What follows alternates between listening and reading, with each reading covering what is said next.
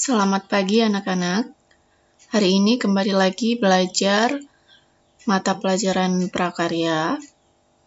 Sebelum kita memulai pembelajaran hari ini, marilah kita berdoa menurut agama dan keyakinan kita masing-masing.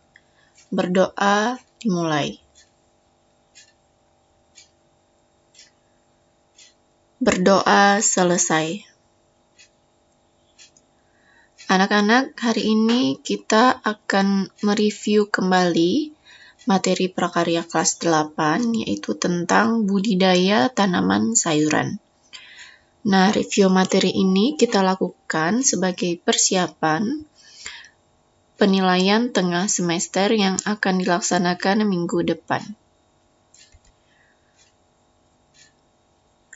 Materinya tentang budidaya tanaman sayur.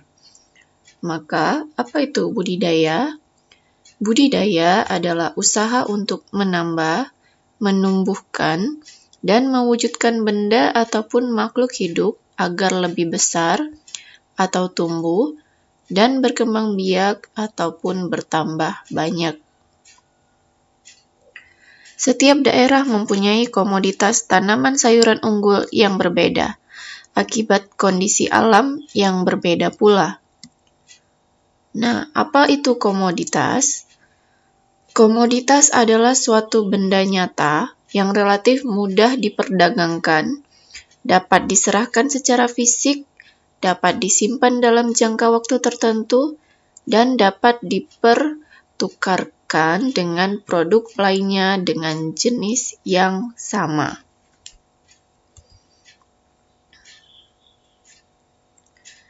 Nah, anak-anak pasti sudah mengetahui bahwa sayur memiliki banyak sekali manfaat. Apa yang bisa kita dapatkan jika mengkonsumsi sayur? Sayuran merupakan bahan pangan asal tumbuhan yang mempunyai kadar air dan serat tinggi. Banyak mengandung vitamin dan mineral yang dibutuhkan oleh tubuh.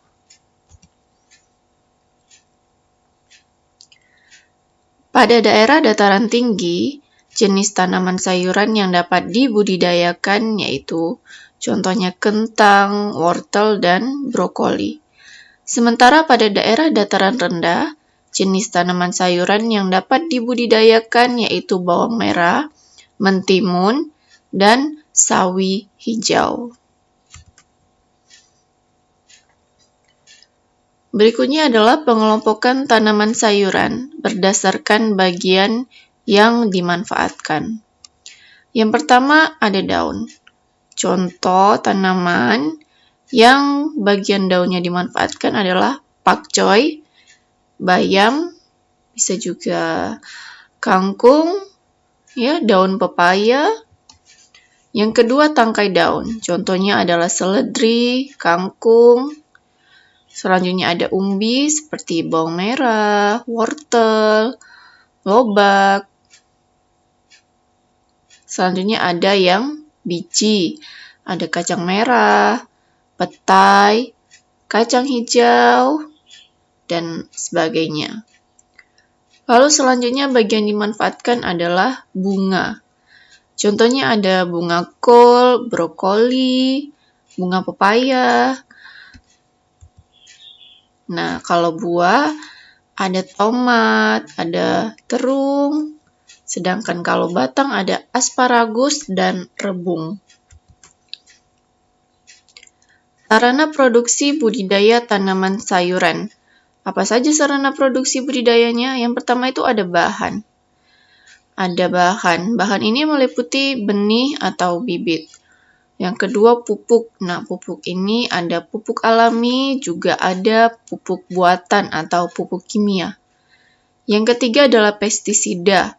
Yang keempat adalah media tanam seperti arang, kompos, sekam padi, dan lain-lain.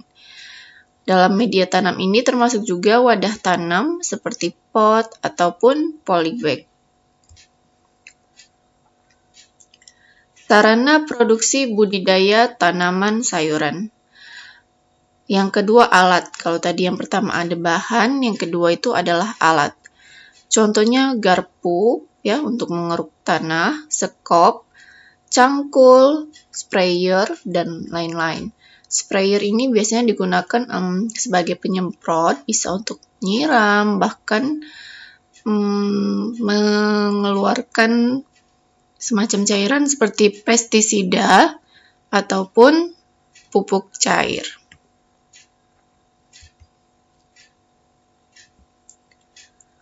Tahapan budidaya tanaman sayuran.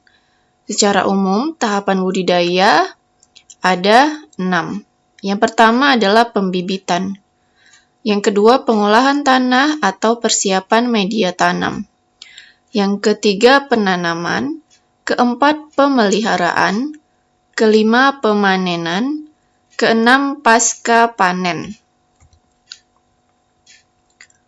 Yang pertama adalah pembibitan.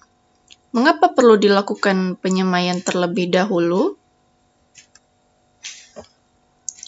Agar bibit tumbuh dengan baik, terutama bagi pertumbuhan akar. Benih seperti selada, pakcoy, caisин, kemangi, atau benih dengan ukuran kecil lainnya, ada baiknya dilakukan proses penyemaian terlebih dahulu. Jadi dia kalau benihnya kecil-kecil ya kita semai dulu, nanti sudah agak kelihatan daunnya kecil. Nah, itu baru kita pindahkan ke wadah tanam seperti pot atau polybag. Sedangkan benih yang berukuran besar dapat ditanam langsung pada area pertanaman. Selanjutnya pengolahan tanah atau persiapan media tanam. Nah, tanah digumburkan terlebih dahulu. Untuk penanaman di polybag, tanah dapat dicampur dengan pupuk. Di tahap ini juga, anak-anak mempersiapkan wadah tanam seperti pot dan polybag. Selanjutnya ada penanaman. Sebelum melakukan penanaman, perlu dipastikan apakah tanaman yang akan ditanam perlu disemai atau tidak. Jika perlu, lakukan penyemaian, dan jika tidak, lanjutkan ke proses penanaman. Dalam hal penanaman, yang perlu diperhatikan adalah jarak menanam. Jarak menanam yang ideal adalah salah satu faktor yang menentukan keberhasilan tanaman untuk tumbuh. Jadi diatur sehingga tanaman tidak terlalu rapat. Nah, agak jarang-jarang sehingga penyerapan nutrisi dalam tanah itu bisa optimal. Selanjutnya ada pemeliharaan. Nah, ada beberapa tahapan dalam pemeliharaan ini. Yang pertama adalah penyiraman.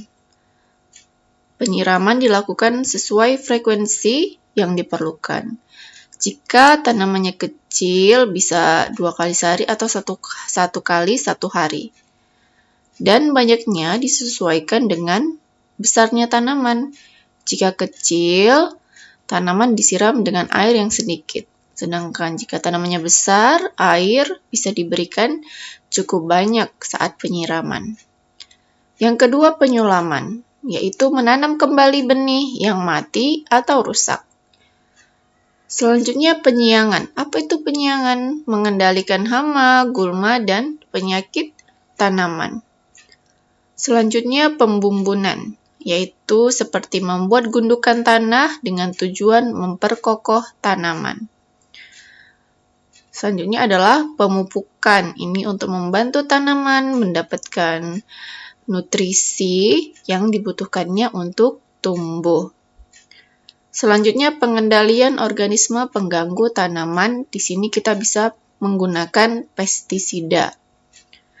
Pemasangan ajir atau turus. Ini biasanya digunakan pada tanaman merambat ataupun tumbuhan berbatang lemah untuk tujuan memperkokoh tanaman.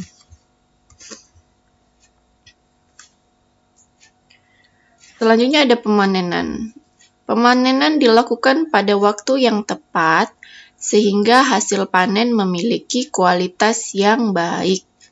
Tidak terlalu cepat, juga tidak terlalu lama, sehingga tanaman yang dipanen tidak terlalu mentah dan tidak terlalu matang.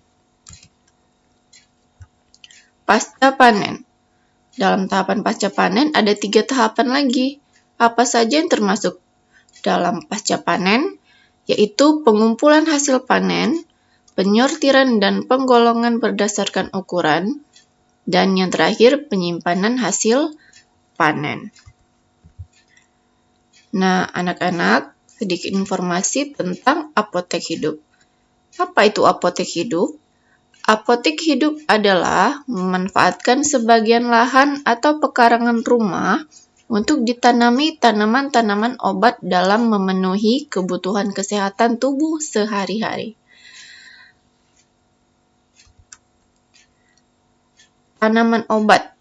Tanaman obat adalah jenis-jenis tanaman yang memiliki fungsi dan berkhasiat sebagai obat dan dipergunakan untuk penyembuhan ataupun mencegah berbagai penyakit. Apa saja contoh tanaman obat? Itu contohnya seperti jahe, kunyit, serai, ya, jeruk nipis, buah mahkota dewa. Nah, jika tanaman ini dikumpulkan di suatu tempat di sekitar pekarangan rumah kita, seperti taman kecil, maka taman itulah yang bisa kita sebut sebagai apotek hidup. Anak-anak, sekian dan terima kasih. Silakan dipelajari dan mempersiapkan diri untuk penilaian tengah semester minggu depan. Sampai bertemu lagi. Selamat pagi.